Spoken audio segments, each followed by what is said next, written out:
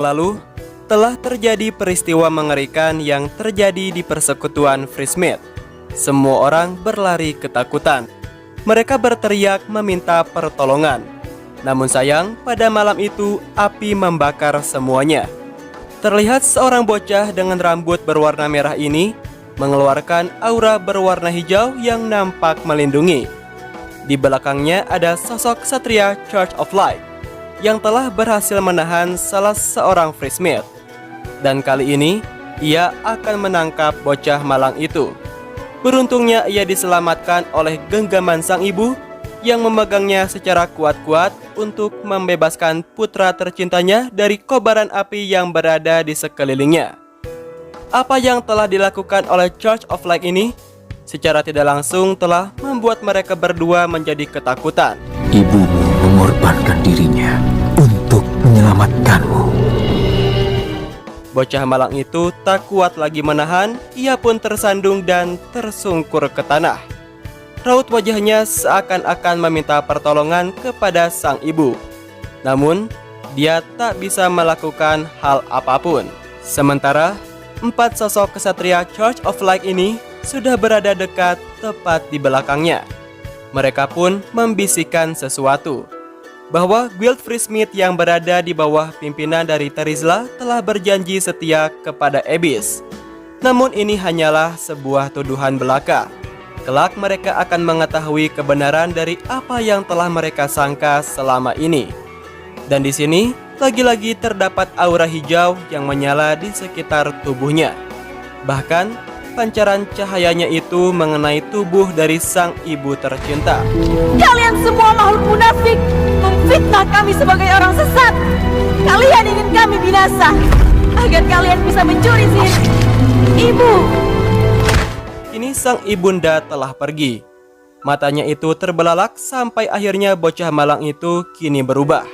Dan ia tumbuh menjadi seorang anak dewasa. Seorang anak dengan pribadi yang kuat yang telah melewati ujian berat ini dengan kesabaran yang luar biasa. Satu-satunya yang selamat dari peristiwa mengerikan sebelumnya, dan ternyata dia adalah putra dari Therizla. Sungguh tak disangka-sangka. Sampai akhirnya, gerejalah yang telah menemukan sosok dirinya. Uskup Agung melihat bakat khusus pada sosok bocah itu dan memberikannya nama Julian. Lantas mengirimnya ke akademi khusus di Gereja Cahaya, yaitu dari perkumpulan Raven yang agung. Namun sampai detik ini, Julian belum mengetahui tentang keberadaan dari sosok ayahnya, yaitu Therizla. Therizla berada jauh di luar sana dan di hadapannya ada sosok Elise. Mungkin sang ratu kegelapan sedang memberitahukan mengenai putranya Julian. Julian bergabung dengan pasukan khusus rahasia dari Uskup Agung. Dan misinya kali ini yaitu membersihkan kejahatan untuk King of Light, raja sekaligus penguasa cahaya yang menaungi para Raven yang suci. Mereka menyebutnya Nestlings, yang merupakan nama panggilan dari para Raven yang suci tersebut.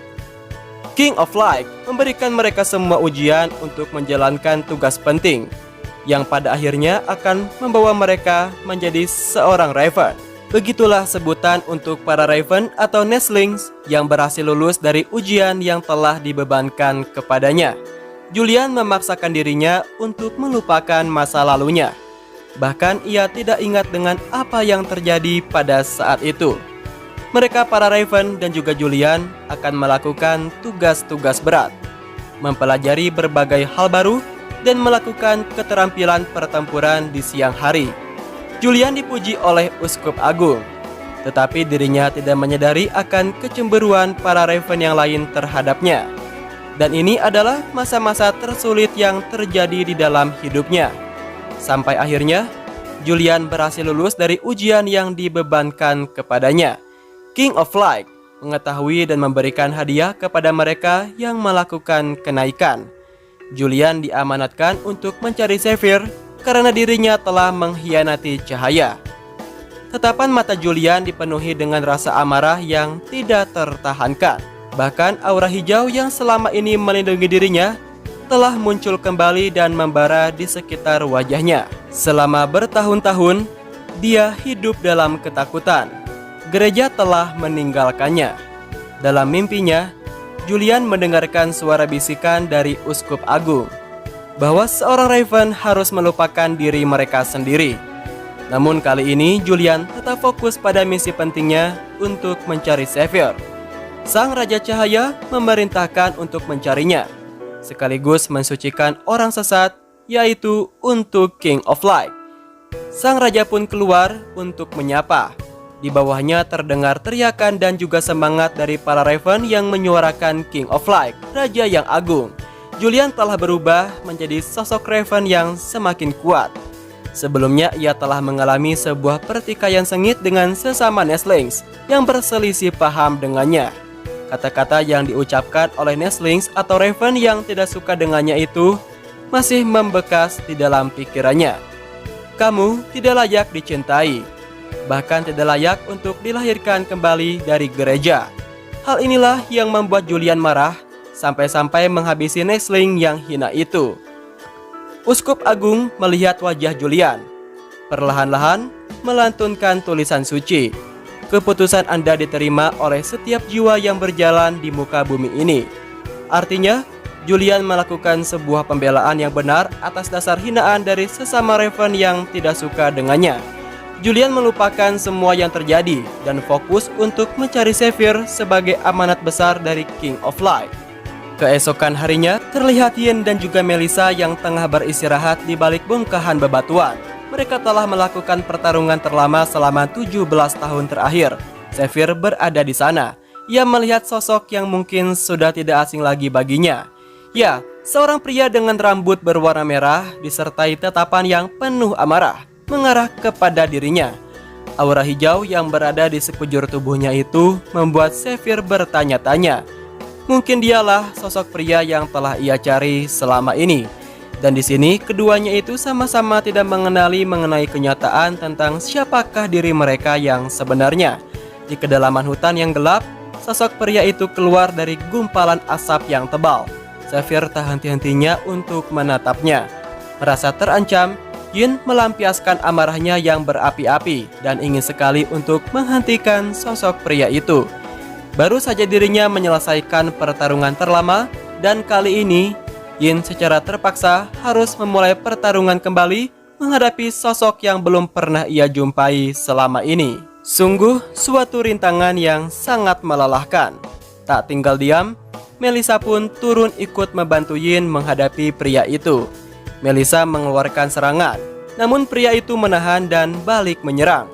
Melissa terkejut karena yang dihadapinya itu bukanlah sosok manusia biasa, melainkan ia adalah seorang terlatih dan memiliki kemampuan yang sangat hebat. Cahaya King of Light muncul sebagai pertanda bahwa kekuatan cahaya telah berpihak kepada sosok pria yang telah menghentikan perjalanan mereka.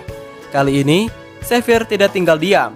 Pria itu melompat mengeluarkan cahaya King of Light. Ia melayang ke arah langit dengan mengeluarkan senjata mematikan yang mengarah kepadanya. Dan disinilah Xavier menyadari akan suatu hal, bahwa sosok pria yang tidak dikenalinya itu adalah Julian, seorang bocah yang menghilang beberapa tahun yang lalu. Xavier begitu mengenali tentang sosok dirinya, dan di momen inilah kebenaran akan terungkap. Xavier mengatakan, "Tunggu apa lagi? Balaskan dendam ibumu dan juga klanmu." Sontak perkataannya itu membuat Julian bertanya-tanya. Baginya sang ibu telah meninggalkannya. Xavier memberitahukannya tentang kejadian yang sebenarnya. Pada malam itu, gereja menghabisi keluargamu. Mereka para Church of Light menghabisi semua keluargamu atas nama penyucian. Usiamu kala itu masih terbilang sangatlah muda, yakni 6 tahun. Itu adalah masa-masa tersulit untuk seorang anak yang harus menghadapi masalah sebesar itu. Kemudian ibumu membawamu ke suatu tempat yang lebih aman. Dia mengatakan kepadamu untuk tetap di sini dan semuanya akan baik-baik saja. Lalu ibumu mengatakan suatu hal yang lebih penting. Jika kamu tidak bisa berbuat apa-apa, maka tersenyumlah. Raut wajahnya itu begitu sedih ketika harus menghadapi kenyataan pahit ini. Maka Julian pun tersenyum. Begitupun dengan sang ibunda. Namun ia harus segera pergi dan melepaskan genggaman tanganmu. Sementara kau Julian, dirimu disembunyikan di sudut gelap oleh ibumu. Sejak saat itulah aku adalah orang asing yang secara diam-diam mengawasi dirimu. Sangat mudah bagiku untuk menemukanmu di sudut gelap itu. Dari kejauhan, aku mendengar suara ibumu. Ia mengatakan, kalian semua para Church of Light adalah makhluk munafik. Memfitnah kami sebagai orang sesat, kalian menginginkan kami binasa, agar kalian bisa mencuri sihir itu. Ya, itu adalah perkataan terakhirnya. Ibumu mengorbankan dirinya untuk menyelamatkanmu. Dan kamu Julian, kamu adalah satu-satunya yang selamat dari Guildfrey Smiths. Ia memaksakan dirinya untuk membuat senyum gemetar. Senyum itu menarik hati sanubari Xavier. Jadi dia pergi bersama Ravens. Itulah kebenarannya. Setelah Julian mendengar semua perkataan yang diucapkan oleh Xavier, pandangannya kini berubah. Ternyata selama ini dirinya telah salah menilai. Ibunya sangat mencintainya dan bahkan akan mempertaruhkan nyawanya untuk membuktikan kepada Julian. Dia tidak pernah ditinggalkan oleh keluarganya, bahkan dalam kondisi apapun. Tak lama kemudian, Alice pun muncul membawa beberapa makhluk misterius ke tengah-tengah mereka. Dengan cepat ia pun menyerang Yin. Xavier segera memberikan perlawanan kepadanya. Julian kemudian melindungi mereka dari serangan Alice. Alice mengatakan bahwa Arbiter of Light yakni Xavier dan juga kedua temannya itu tengah diburu oleh gereja. Pada saat putus asa inilah, Julian berdiri di antara mereka untuk memberikan perlawanan kepada Alice.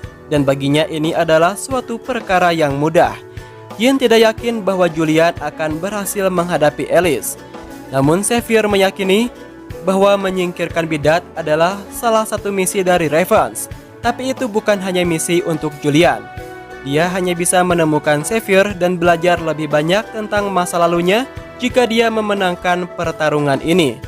Terlepas dari sosok ratu kegelapan di depannya, Julian masih melihat senyuman ibundanya di dalam benaknya.